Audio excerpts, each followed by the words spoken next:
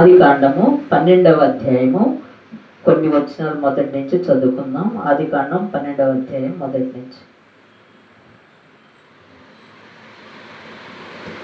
యెహోవా, నీవు లేచి నీ దేశం నుండి బంధువుల యొద్ద నుండి నీ తండ్రి ఇంటి నుండి బయలుదేరి నేను నీకు చూపించి దేశమునకు వెళ్ళుము. నిన్ను గొప్ప జనముగా చేసి నిన్ను ఆశీర్వదించి నీ నామమును గొప్ప చేయుదును.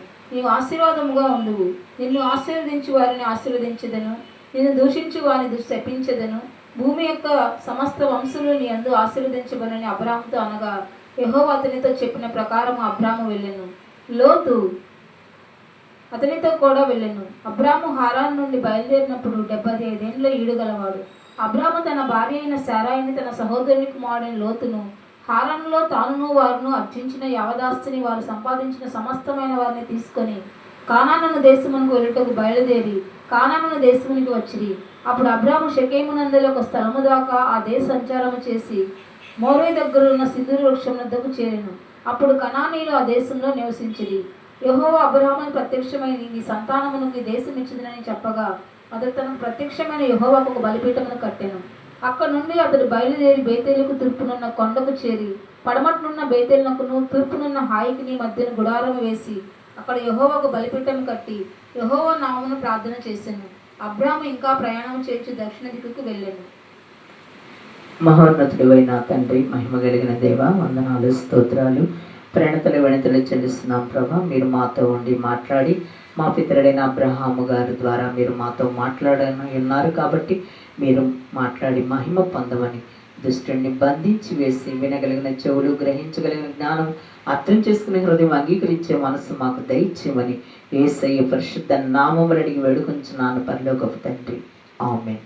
మరి ఇక్కడ మన పితరుడైన అబ్రహాము గారిని దేవుడు పిలిచాడనమాట.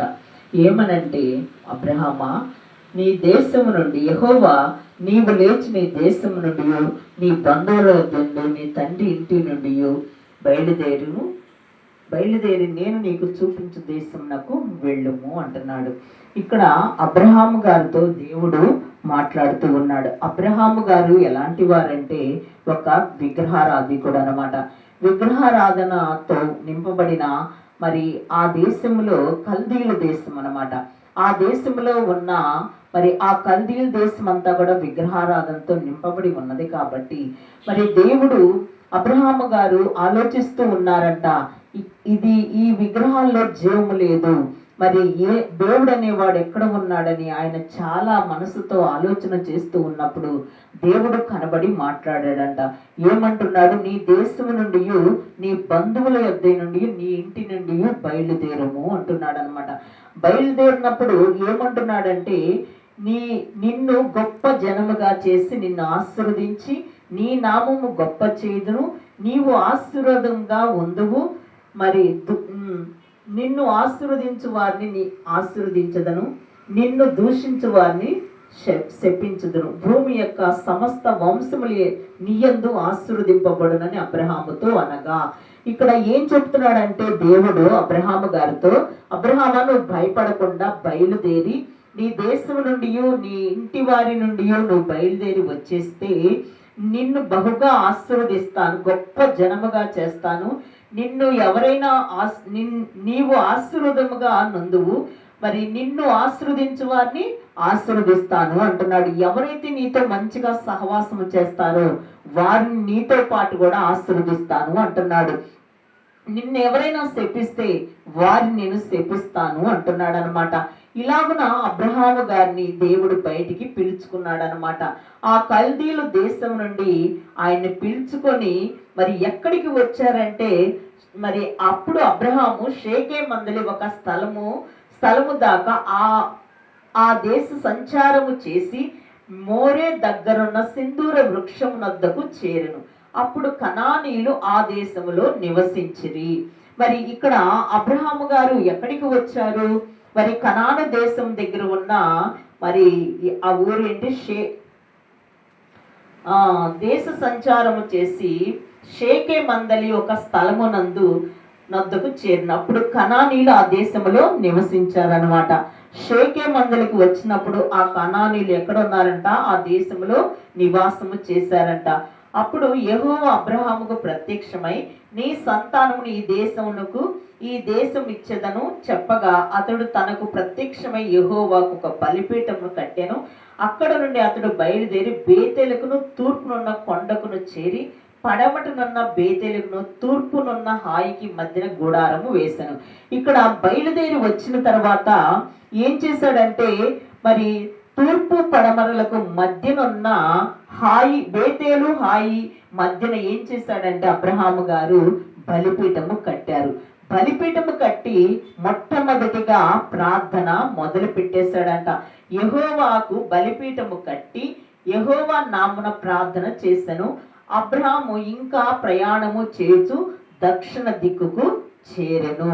ఇలాగున అబ్రహాము గారు ఈ రెండు తూర్పు పడమర మధ్యన ఆయన బలిపీఠము కట్టిన తర్వాత అక్కడ ఆయన ప్రార్థన మొట్టమొదటిగా చేశారనమాట. అలాగున ఒక అన్ని జనాంగముల నుండి బయటికి వచ్చిన అబ్రహాము గారికి ఎలాగూ దేవుడు తోడయ్యుండి తనకి ఏదైతే నచ్చిన విధముగా ఈ లోకములో జీవించినంత కాలము కూడా దేవునికి నచ్చిన విధముగా జీవిస్తూ ఉన్నాడు కాబట్టి ఇక ఈ లోకముతో పని లేకుండా అబ్రహాము గారు దేవునితోనే సహవాసము చేస్తూ ఉన్నారనమాట. ప్రత్యేకింపబడిన వాడైపోయాడనమాట.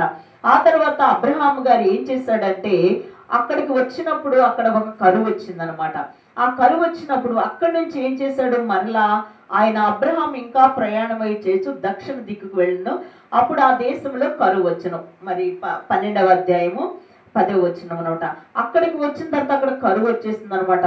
కరువు రంగాలు ఏం చేశాడు, మరలా అబ్రహాం గారు దేవుడు ఏం చెప్పాడు ఆ స్థలములో అబ్రహాము గారు ఉండకుండా ఆ కరువును తట్టుకోలేక, మరి తనొక్కడైతే తట్టుకునేవాడేమో కానీ తనకి చాలా మంద ఉన్నది, తన బంధువులు ఉన్నారు, భార్య మరి తన అన్న కుమారుడైన లోతు గారు వీళ్ళందరూ ఉన్నారు, పనివాళ్ళు ఉన్నారు. ఆ కరువు తట్టుకోలేక అబ్రహాము గారు ఏం చేశారంటే, కరువు భారముగా ఉన్నందున అబ్రహాము ఐగుప్తు దేశంలో నివసించుటకు అక్కడికి వెళ్ళాను. మరలా ఏం చేశారు, అబ్రహాము గారు ఐగుప్తు దేశానికి వచ్చారు. మరలా అన్యుల దేశంలోకి వచ్చేసాడు ఆయన. అక్కడ అన్యుల దేశంలోకి వచ్చినప్పుడు ఆ కరువు అధికముగా ఉన్నప్పుడు మరి ఆయన వచ్చేసాడు కాబట్టి ఇక తట్టుకోలేక ఐగుప్తికి వచ్చేసాడంట. ఐగుప్తి బాగా ఆహారము కలిగిన దేశం అన్నమాట. మరి దేవుడు మొట్టమొదట అన్ని దేశంలో నుండి బయటికి తీసుకొచ్చిన తర్వాత అతనికి మరలా ఏమొచ్చేసింది, కరువు వచ్చేసింది అనమాట. బాధ తట్టుకోలేక మరి మంచి నేలన పడిన విత్తనము వలె వెదగకుండా మరలా ఆయన రాతి నేలన పడిన విత్తనము వలె మరి కొంతకాలానికి ఏం చేశాడంటే, మరలా ఆ ఆహార కొరత వచ్చేసే తలకి దేవుడి చెప్పిన స్థలాన్ని విడిచిపెట్టి ఇంకొక స్థలానికి వచ్చి వేశాడు అనమాట. అప్పుడు అక్కడ ఏం జరిగిందంటే, మరి ఈ అబ్రహాము గారి భార్య అయిన శారా చాలా సౌందర్యముగా ఉంటదన్నమాట. సౌందర్యముగా ఉంటది కాబట్టి మరి ఆ దేశపు రాజు ఏం చేశాడంటే ఆమెను తీసుకెళ్లి తన దేశంలో పెట్టుకున్నాడు అనమాట. పెట్టుకున్నప్పుడు అక్కడ ఏం జరుగుతుందంటే, ఆమెను తీసుకుని పెట్టినాక అక్కడ అంతా చాలా బాధాకరముగా అయిపోయినప్పుడు అప్పుడు ఏమంటాడంటే, ఇక్కడ 15వ వచనంలో ఆ స్త్రీ ఫరో ఇంట తేబడెను, అతడు ఆమెను బట్టి అబ్రహాముకు మేలు చేశాను, అందువలన మరి 14వ వచనం, ఆ స్త్రీ మిక్కిలి సౌందర్యవతి ఉండుట చూచితిరి, ఫరో యొక్క అధిపతులు ఆమెను చూసి ఫరో ఎదుట ఆమెను పొగిడిరి గనక ఆ స్త్రీ ఫరో ఇంట తేబడెను, అతడు ఆమెను అబ్రహాముకు మేలు చేసినందువలన అతనికి గొర్రెలు, గొడ్లు, మగ గాడిదలను, దాసులను, పనికత్తెలను, ఆడగాడిదలను, ఒంటెలను ఇవ్వడను. ఇలాగున చాలా ఆస్తి ఇచ్చి వేశాడనమాట. అబ్రహాము భార్య శారా ఇంటిని ఫరో అతని ఇంటి వారిని మహావేదన చేత బాధించను. ఎప్పుడైతే అబ్రహాము గారి భార్య మరి రాజు దగ్గర ఫరో దగ్గర ఉన్నదో, ఇక అంటే ఈయన ఒక దైవజనుడు కాబట్టి అబ్రహాము గారు ఒక ప్రవక్త కాబట్టి ఆయన భార్యని ముట్టుకోకూడదు కాబట్టి మరి ఎప్పుడైతే ఈ భార్యని శారమును తీసుకొచ్చి అక్కడ తన దేశంలో పెట్టుకున్నాడో, తన ఇంట్లో పెట్టుకున్నాడో, వెంటనే వారి దేశమంతా వేదనతో నిండిపోయిందంట. మరి వేదనతో మహావేదన చేత బాధింపబడను. అప్పుడు ఫరో అబ్రహామును పిలిచి, నీవు చేసినది ఏమిటి, ఈమె నీ భార్య అని నాకెందుకు తెలుపలేదు, ఈమె నా సహోదరుని ఎలా చెప్పితివి, నేను ఆమెను నా భార్యగా చేసుకొందునేమో, అయితే నేను నీ భార్యని ఈమెను తీసుకొని పొమ్మని చెప్పాను. మరియు ఫరో అతని విషయమై తన జనులకు ఆజ్ఞాపించినందున వారు అతని భార్యను అతని కలిగిన సమస్తమును పంపివేసిరి. ఇక్కడ ఎప్పుడైతే ఈయన అబ్రహాము గారు ఏం చెప్పారంటే, మరి ఈమె చాలా సౌందర్యవంతురాలు నువ్వు, కాబట్టి నువ్వేం చెప్తావంటే నిన్ను బట్టి నన్ను చంపుతాడేమో రాజు, నువ్వేం చేయాలంటే నేను నీ అన్నను నీ సహోదరుడిని అని చెప్పు అంటాడు. అప్పుడు ఆ సహోదరుడు అని చెప్పినప్పుడు గల్లా ఇక ఆ రాజు ఆమెను తీసుకొని తన ఇంట పెట్టినప్పుడు వాళ్ళకి చాలా వేదన కలిగి మరి ఆ బాధ భరించలేక దేవుడే అతనితో కనబడి మాట్లాడుతాడనమాట. మాట్లాడి ఆ స్త్రీని ముట్టుకోకూడదు అని చెప్తాడనమాట. చెప్పిన వెంటనే ఏం చేస్తాడంటే ఇక అబ్రహాం గారిని పిలిచి, నువ్వెందుకు ఇలా చెప్పావు, భార్య అని చెప్పొచ్చు కదా, నిన్ను బట్టి మా దేశానికి వేదన కలిగింది కాబట్టి నువ్వు వెళ్ళిపో అనేసి మరి అక్కడి నుంచి అబ్రహాము గారిని పంపివేశాడనమాట రాజు. మరలా ఏం చేశాడంటే అబ్రహాము గారు ఎక్కడైతే బేతేలుకి హాయికి మధ్యన ఆయన బలిపీఠము కట్టాడో అదే ప్రదేశానికి మరలా వచ్చి వేశాడు. మరి ఇలాగున ఎందుకంటే ఈ లోకములో దేవుణ్ణి నమ్ముకున్న తర్వాత కొంత శ్రమ వచ్చిద్ది, బాధ వచ్చిద్ది, కరువు వచ్చిద్ది, హింస వచ్చిద్ది, రకరకాలుగా. ఎందుకంటే మనము దేవుని బిడ్డలుగా ఉండటము సాతానికి ఇష్టం ఉండదన్నమాట. ఇష్టం ఉండదు కాబట్టి అది ఏదో ఒక విధముగా మనల్ని బాధిస్తూనే ఉంటది. కాబట్టి ఆ బాధను మనము తట్టుకొని కొంచెం నిలవబడితే అంతకంటే రెండంతల ఆశీర్వాదము దేవుడు మనకి ఇచ్చి వేస్తాడు.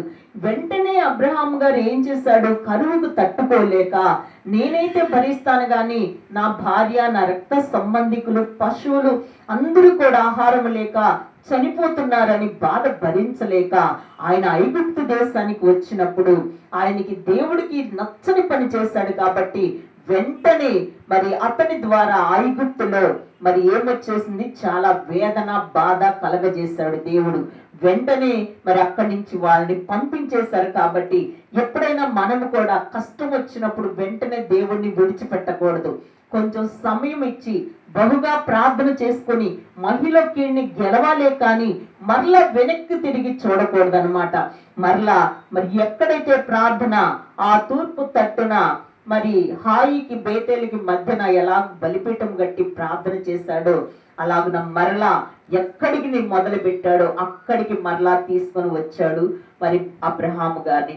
అలాగున సరే ఆ తర్వాత ఏం జరిగిందంటే అబ్రహాము గారికి మరి లోతు గారికి చాలా ఆస్తి విస్తారం అయిపోయినందువల్ల అబ్రహాము గారు మంద కాపర్లకి, లోతు అంటే అబ్రహాము గారి అన్న కుమారుడైన లోతు మంద కాపర్లకి గొడవ వచ్చేసింది అనమాట.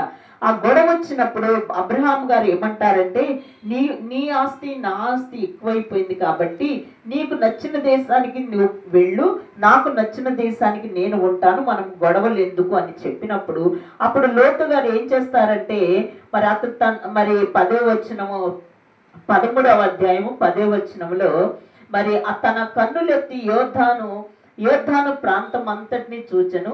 యెహోవా సొదొమ గొమొర్రా అను పట్టణములను నాశనము చేయకమునుపు సోయార్నకు వచ్చు వరకు అదంతయు యెహోవా తోట వలె ఐగుప్తు దేశం వలె నీళ్లు పారు దేశమై ఉండెను.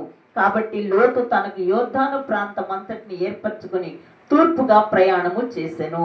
ఇక్కడ లోతు గారు ఏం చేశారంటే ఈ సొదొమ గొమొర్రా పట్టణము చాలా మరి పచ్చని స్థితిలో ఉంది కాబట్టి ఆ దేశానికి వెళ్తానని చెప్పినప్పుడు అబ్రహాము గారు వెళ్ళమన్నారన్నమాట. వెళ్ళిన తర్వాత ఏం జరిగిద్దంటే ఆ లోతు ఉన్న ప్రదేశం అంతా కూడా చాలా భయంకరమైన జనాంగం అన్నమాట. వరస వాయు లేని వారు, చాలా దుర్మార్గులు, దుష్టులు ఉన్నారన్నమాట. అలాంటి ప్రాంతంలో ఈ ప్రార్థనాపరుడైన లోతు గారు ఒక్కడే మంచిగా ఉంటున్నాడు. తన బిడ్డలు కానీ తన భార్య కానీ ఏమాత్రం మంచిగా ఉండటం లేదు. అయినప్పటికీ ఇక్కడ మరి ఏం జరిగిందంటే ఈయన మరి యుద్ధము జరిగినప్పుడు మరియు నీ సంతానం భూమి మీద ఇసుకరేణు వలె మరి సొదొమ గొమొర్రా గుడారం వేసుకున్న తర్వాత ఏం జరిగిందంటే అక్కడ ఆయనకి మరి ఆ లోతు గారిని వాళ్ళు కొంతమంది రాజులు ఏం చేస్తారంటే అక్కడ యుద్ధము జరిగినప్పుడు వాళ్ళు తీసుకొని వెళ్ళిపోతారు. ఎవరిని?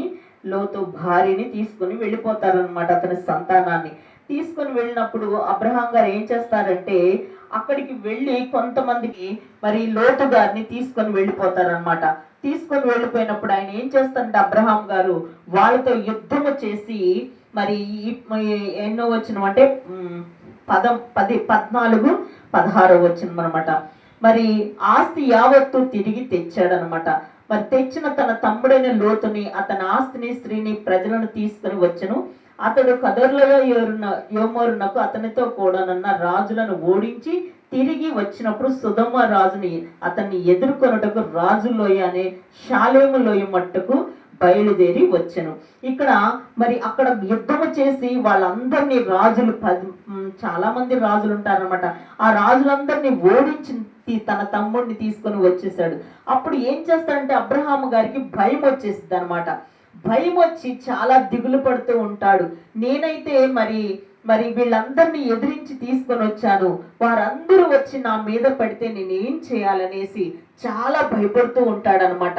ఈ 15వ అధ్యాయంలోకి వచ్చేసరికి ఇవి జరిగిన తర్వాత యెహోవా వాక్యము అబ్రహామునకు దర్శనమందు వచ్చి, అబ్రామ భయపడకము, నేను నీకు కేడమును, నీవు బహుమానము అత్యధికమగునని చెప్పెను.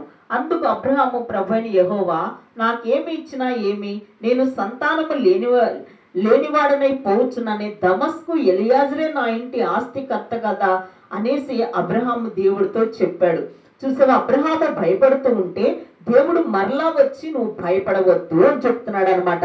అయితే నీకు ఇంకా నేను ఆస్తినిస్తాను, నీకు చాలా ఆశీర్వాదం నీకు ఇస్తాను దర్శనమందు అబ్రహాముకి చెప్పినప్పుడు, అప్పుడు అబ్రహాం గారు ఏమంటున్నారు, ఏమిస్తే ఏముందిలే ప్రభా, నాకు పిల్లలు లేరు కదా, మరి ఆ దమస్కు దాసుడని ఎలియాజరుకే నా ఆస్తి వెళ్ళిపోయింది కదా అని అన్నప్పుడు, అప్పుడు ప్రభు అబ్రహాంతో అంటాడు, అతడు నీకు వారసుడవుడు, నీ గర్భవాసంలో నుండి ఒక వారసుడు వస్తాడు, అతని ద్వారా నీకు సంతానము కలగద్ది. కాబట్టి ఆకాశము తట్టు తేరి చూడు 5వ వచనములో, మరియు ఆయన వెలుపలకు అబ్రహాము గారిని వెలుపలకు తీసుకుని వచ్చి, నీవు ఆకాశం వైపు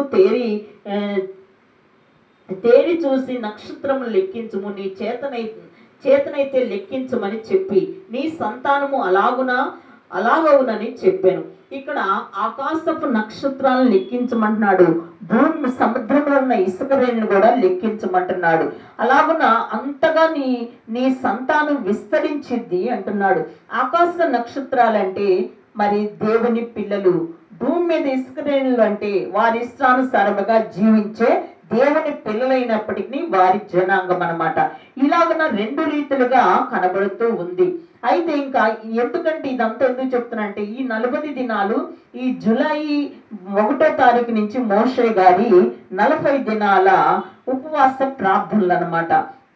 ధర్మశాస్త్రాన్ని తీసుకొచ్చిన మరి మోషే గారి ద్వారా తీసుకొచ్చిన 40 దినాల ఉపవాస ప్రార్థన అన్నమాట. అలాగున ఇక్కడ అబ్రహాం గారితో దేవుడు ఏం చెప్తున్నాడంటే, మరి ఈ 9వ వచనంలో ఆయన ఏమనంటే, 8వ వచనంలో, అతడు ప్రభువైన యెహోవా నేను దీన్ని స్వతంత్రించుకొదనని నాకెట్లు తెలియననగా, ఆయన 3 ఏండ్ల పెయ్యను, 3 ఏండ్ల మేకను, 3 ఏండ్ల పొట్టేళ్లను, ఒక తెల్ల గువ్వను, ఒక పావురము పిల్లను నా ఎద్దుకు తెమ్మని అతనితో చెప్పాను. అతడు అవన్నీ తీసుకొని వాటిని నడుమున ఖండించి దేని ఖండములను దాని ఖండములు ఎదురుగా ఉంచెను. పక్షులు అతడు ఖండింపలేదు. గద్దలను ఆ కళేబరములను మీద వాలినప్పుడు అబ్రహాము వాటిని తోలివేసెను. ఇక్కడ ప్రభు ఏం చెప్పాడంటే, మరి 3 ఏళ్ళని పెయ్యను, పొట్టేళ్లను, మేకను, మరి తెల్ల గువ్వలను, పావురం తీసుకొని రమ్మన్నాడు. అయితే ఈ పక్షులను వధించలేదు, కానీ ఈ 3 కూడా వధించి వేశాడనమాట. వధించి ఒకదానికొకటి ఎదురు పెట్టమని చెప్పాడు. అప్పుడు ఆ తర్వాత ఇంక ఇదంతా చదువుకుంటే చాలా టైం పట్టింది కాబట్టి అదంతా కూడా ఏం చెప్పాడంటే, ప్రభు వాటిని ఖండించి ఎదురుగా పెట్టమన్నప్పుడు ఆ తర్వాత ఆ చచ్చిపోయిన వాటి మీద ఏమీ కూడా వాలకుండా అబ్రహాము గారు వాటి మీద వాలకుండా తోలుతూ ఉంటాడనమాట. తోలినప్పుడు మరి అబ్రహాం గారికి గాఢ నిద్ర దేవుడు కలగజేసినప్పుడు, ఆ కలగజేసిన తర్వాత మరి ఈ 17వ వచనంలో ఏముందంటే, మరియు ప్రొద్దు కుంగి కటిక చీకటి పడినప్పుడు రాజుచున్న పొయ్యి అగ్ని జ్వాలయను కనబడి ఆ ఖండములను మధ్య నడిచిపోయెను. ఆ దినమందే యెహోవా ఐగుప్తు నది మొదలుకొని గొప్ప నది అయిన యూఫ్రటీస్ నది వరకు ఈ దేశం అనగా కెనీలను, కనిజీలను, కద్మోయిలను, హిత్తీలను, పెరిజీలను, రెఫాయిములను, అమోరీలను, కనానీలను, గిర్గాషులను, యోబుసీలను నీ సంతానమునకు ఇచ్చి ఉన్నానని అబ్రహాముతో నిబంధన చేశాను. ఇక్కడ 10 దేశాలు కనబడుతున్నాయి అన్నమాట.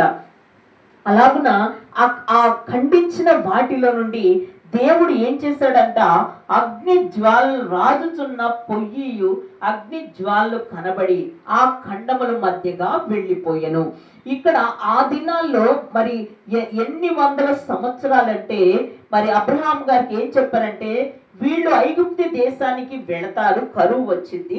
ఐగుప్తు దేశానికి వెళ్ళిన తర్వాత అక్కడ 400 సంవత్సరాలు వారు దాసత్వంలో ఉంటారు. ఉండిన తర్వాత ఇదిగో ఇలాగున ఎలాగూ వీటిని ఖండించి నేను వాటిలో నుంచి అగ్ని జ్వాలలుగా ఎలాగూ దాటి వెళ్ళానో, అలాగే ఐగుప్తు దేశంలో నుండి ఈ 400 సంవత్సరాలు వాళ్ళు దాసత్వంలో ఉండిన తర్వాత ఎవరైతే వారిని బానిసలుగా చేసి ఐగుప్తు దేశము కలిగిన వారందరినీ కూడా నేను బాధ పెట్టి ఆ తర్వాత నేను వాళ్ళను బయటికి తీసుకొని వస్తాను అని చెప్తారనమాట. ఎలాగో ఆ ఖండించిన వాటిని మరి ఎలాగో వాటి మధ్యలో నుండి తీసుకొని వెళ్ళాడు. అంటే వేటినైతే ఖండించాడో ఆ రక్తం అక్కడ చిందించబడింది అనమాట. ఆ పశువుల రక్తము చిందించబడి దానిలో నుండి యెహోవా దాటుకుంటూ వెళ్ళాడు. అలాగే ఈ లోకంలో ఉన్న ఐగుప్తు జనాంగము నుండి తన బిడ్డలని ఇశ్రాయేలు ఎలాగో ఆ రక్తముల నుండి పశువుల రక్త నిబంధనల నుండి దాటుకొని వచ్చాడు.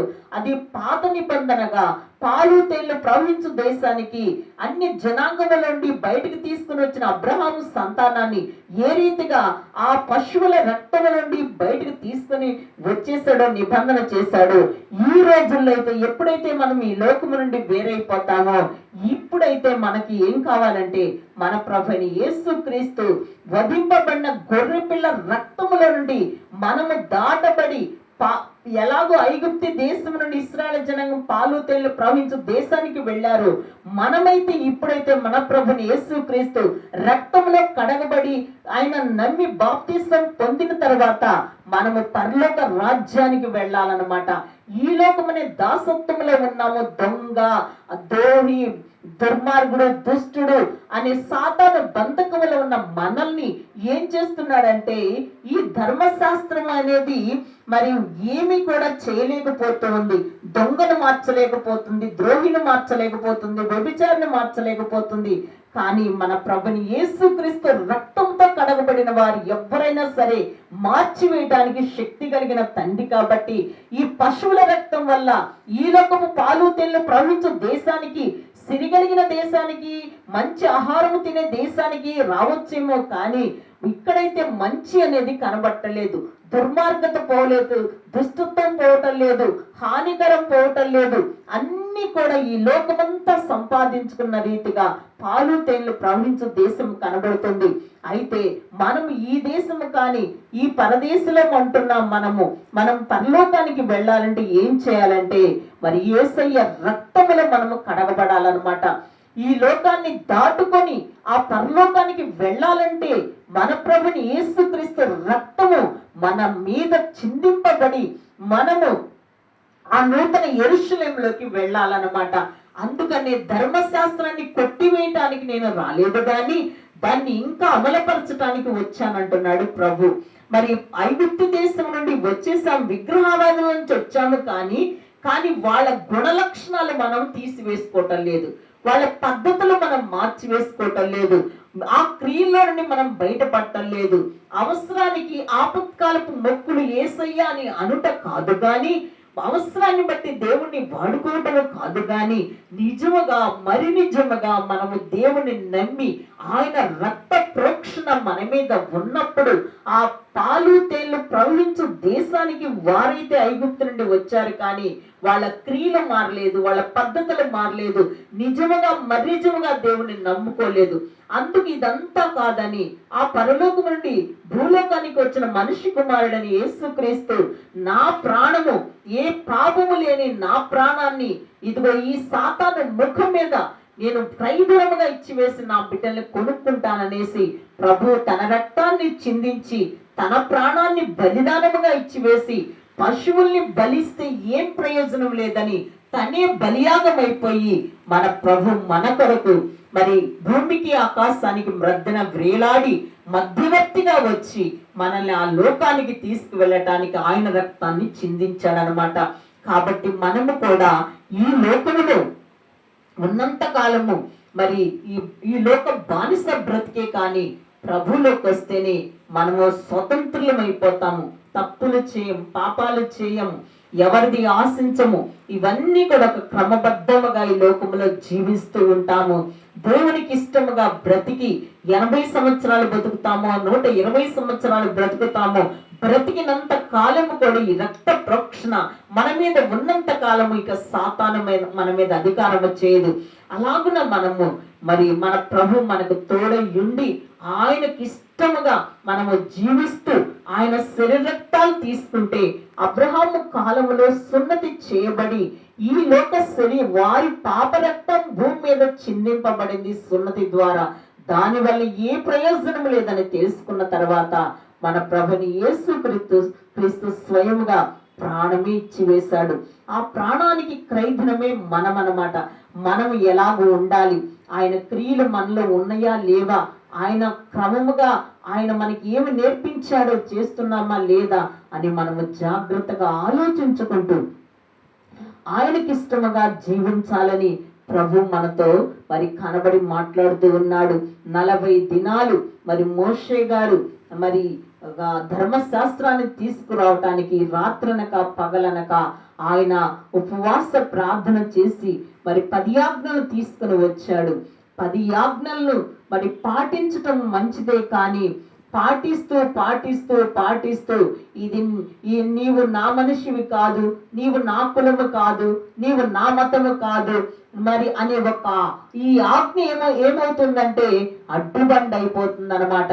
ఇదిగో మేము యూదులము, మీతో మాకు సంబంధం లేదు అని ఒక అడ్డుబండ కనబడుతుంది. ఈ అడ్డుబండలన్నీ తొలగించటానికి ప్రభుని యేసుక్రీస్తు వచ్చి వేశాడు. ఈ బండ క్రీస్తు అనే బండ మీద మనం పునాది వేసుకుంటే మన ప్రభు మనకి ఎల్లవేళలా తోడై ఉంటాడు. మనకి ఒకవేళ మనం మంచి పనులను మనకు అనిపించినప్పటికీ దేవుడికి అవి మంచివి కాకపోవచ్చు.